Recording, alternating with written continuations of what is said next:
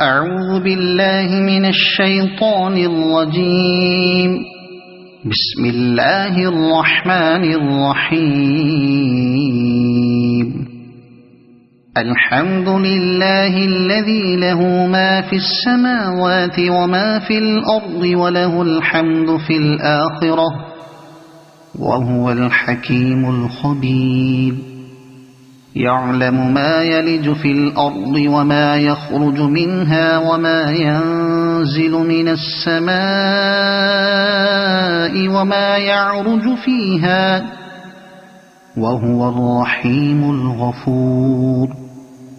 وقال الذين كفروا لا تأتينا الساعة قل بلى وربي لتأتينكم عالم الغيب لا يعزب عنه مثقال ذرة في السماوات ولا في الأرض ولا أصغر من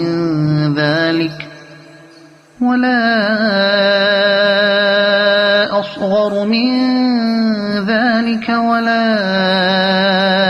أكبر إلا في كتاب مبين.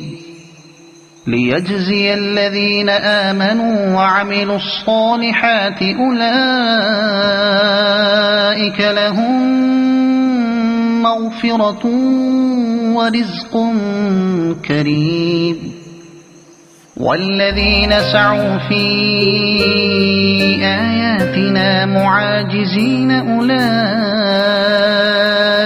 لهم عذاب من رجز أليم. ويرى الذين أوتوا العلم الذي أنزل إليك من ربك هو الحق ويهدي إلى صراط العزيز الحميد.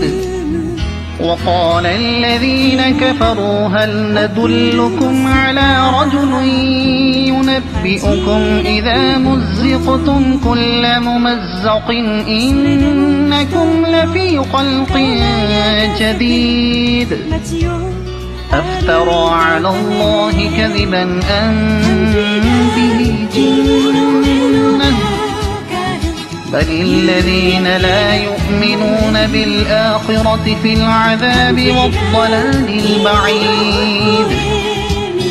أفلم يروا إلى ما بين أيديهم وما خلفهم من السماء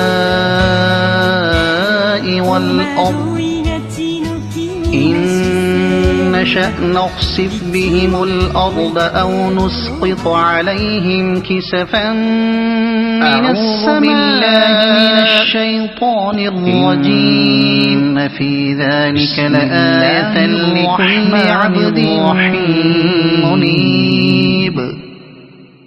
ولقد آتينا داود منا فضله في ليلة يا جبال أوبي معه الطير وألنا له الحديد أن اعمل سابغات وقدر في الصرد واعملوا صالحا إني بما تعملون بصير.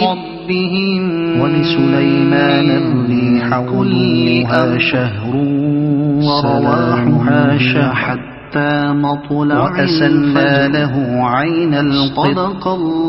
ومن الجن من يعمل بين يديه بإذن ربه من الشيطان الرجيم يزغ منهم عن أمرنا نذقه من عذاب السعير.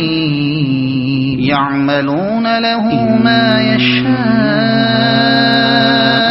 من محاريب وتماثيل وجفان كالجواب أدراك ما ليلة القدر. اعملوا آل داود شكرا وقليل من عبادي الشكور الملائكة فلما قضى النبي الموت ما دلهم على موته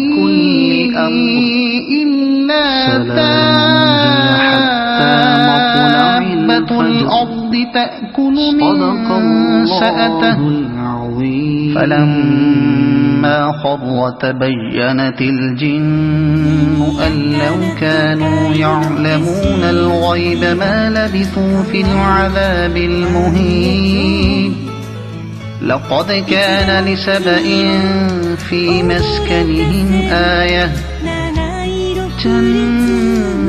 جنتان عن يمين وشمال كلوا من رزق ربكم واشكروا له بلدة طيبة ورب غفور فأعرضوا فأرسلنا عليهم سيل العرم وبدلناهم بجنتين